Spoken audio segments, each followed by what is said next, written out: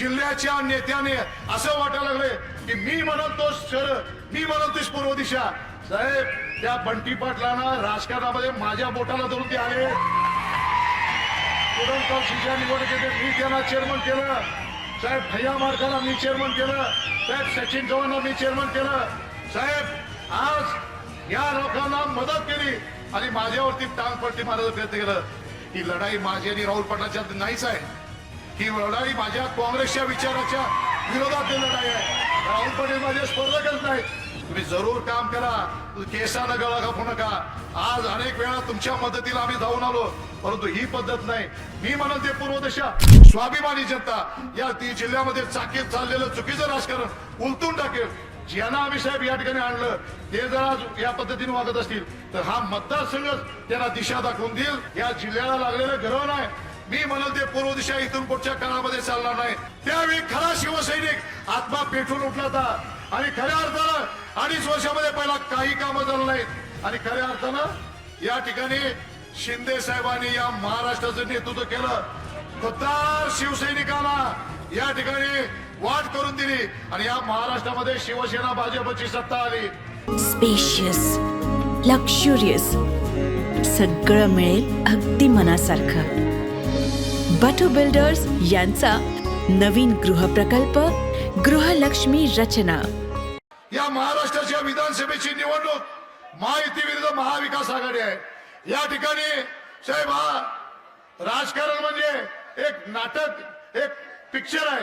या पिक्चर मधला पहिला अंक होता तो 2.5 वर्ष महाविकास आघाडीचा होता आणि दुसरा अंक होता तो महायुतीचा होता.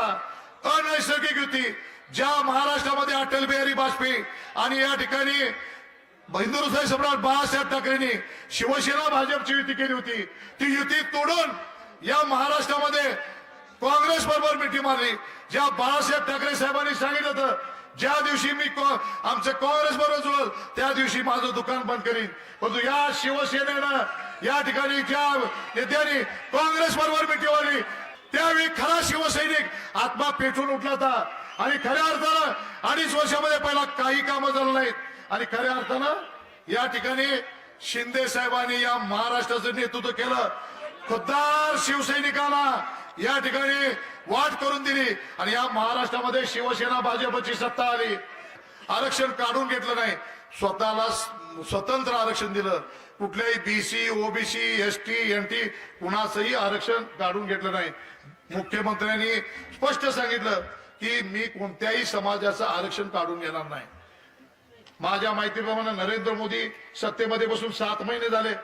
त्यांनी काँग्रेसवाले रण घेतात त्या संविधानामध्ये घेत असताना सुद्धा त्याच्यामध्ये कधी संविधान त्यांनी वाचलंय का नाही ते सुद्धा बघायला पाहिजे. मी आपल्याला एवढंच या ठिकाणी सांगतो की निश्चित पद्धतीनं या ठिकाणी महाविकास आघाडीच्या विरोधात महायुतीचा कारभार शेवटचा क्लायमॅक्स होता. साहेब, कमी ओव्हर्स असताना सुद्धा एकनाथ शिंदे साहेबांनी 2020 मध्ये डबल सेंचुरी मारल्या. या ठिकाणी अनेक योजना या ठिकाणी पूर्ण केल्या आणि ह्याला म्हणतात अष्टपैलू खेळाडू. साहेब, पण आमच्या करवीर मतदारसंघामध्ये ज्या आमदार आमच्याकडे होते त्यांना आमदार फंडाचं नवजुनं करायला लागायचं. आमदार फंड सुद्धा वर्षाला खर्च होत नव्हता, तो रिअपरेट करून परत आणायचा आणि मग खर्च करायचा. 5 वर्षामध्ये साहेब, मी ज्या दिवशी पराभूत झालो त्याच्या दुसऱ्या दिवशी बाहेर पडलो. अनेक लोकांच्या सुखदुःखामध्ये सामील झालो, संघर्ष केला. साहेब, मी माझ्या विद्यार्थी चळवळीपासून 1987 पासून काम करतोय. आज तागायत विद्यार्थी चळवळीमध्ये काम केला.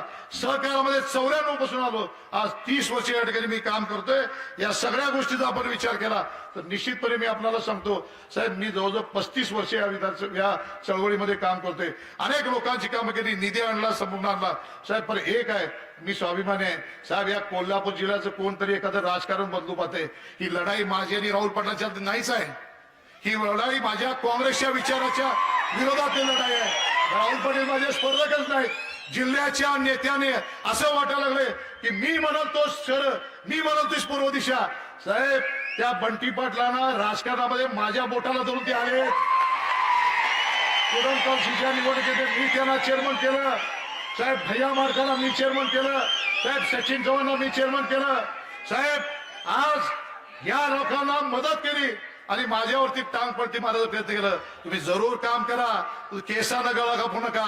आज अनेक वेळा तुमच्या मदतीला आम्ही धावून आलो, परंतु ही पद्धत नाही. मी म्हणाल ते पूर्वदशा. साहेब, काल एका आमच्या छत्रपती शाहू महाराज झाले, आम्ही मानतो राजांना, जरी आमच्या विरोधात निवडून आले, परंतु त्यांच्या सुनबाईनी फॉर्म मागे घेत असताना ज्या दिग्विजय खानविलकर ज्यांनी मला आशीर्वाद दिला, साहेब त्यांनी माझा वारस म्हणून माझा प्रचार केला शिवसेनेच्या, त्यावेळी ते राष्ट्रवादी होते. आणि त्या खानविलकरांना संपवायचं काम या बंटी पाटलांनी केलं होतं.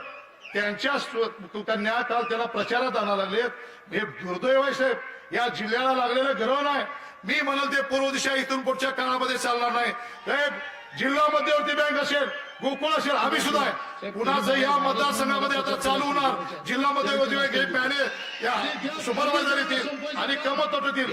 काय काळजी करू नका, एखाद्यानं कमत तटवलं तर आम्हाला सांगा, बँकेवर मोर्चाच घेऊन जातो. एक ठरवलं होता, या विरुद्ध लढायचं, या चुकीच्या शक्तीविरुद्ध आपल्याला लढायचं आहे. आणि आज महायुतीचं सरकार आणायचं आहे. साहेब, जाता जाता मी आपल्याकडे दोनच गोष्टी मागतो. एक पहिली गोष्ट आहे की साहेब, माझ्या मतदारसंघामध्ये, महाराष्ट्रामध्ये आणि करवीर विधानसभा मतदारसंघामध्ये अजूनही कुणी मागणी केली नव्हती. मी तुम्हाला मला एक वचन द्या साहेब, महायुतीचं सत्ता आल्यानंतर आमच्या या करवीर मतदारसंघामध्ये आणि या जिल्ह्यामध्ये आणि राज्यामध्ये 2021 पूर्वीचं, 2011 पूर्वीचं अतिक्रमण अनेक गावामध्ये आहे. साहेब, अतिक्रमण अनेक गावामध्ये आहे, गावाच्या गावा अतिक्रमण मध्ये आहेत. साहेब, एक निर्णय घ्या, या अतिक्रमण केलेल्या घराला कुठलाही धक्का लागणार नाही. साहेब, एवढं वचन द्या. आपण हा नियम करून या सगळ्यांचं अतिक्रमण कायम करा. कारण साहेब, हे 2011 पूर्वीचे आहेत.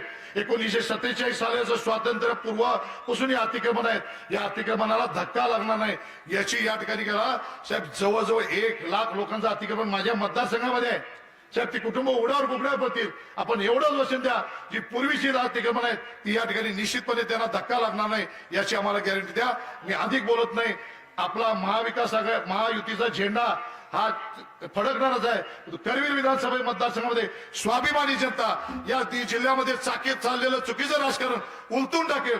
ज्यांना आम्ही साहेब या ठिकाणी आणलं ते जर आज या पद्धतीने वागत असतील तर हा मतदारसंघच त्यांना दिशा दाखवून देईल. अशाच नवनवीन अपडेट पाहण्यासाठी आमच्या KK न्यूज चॅनेलला सबस्क्राईब करा.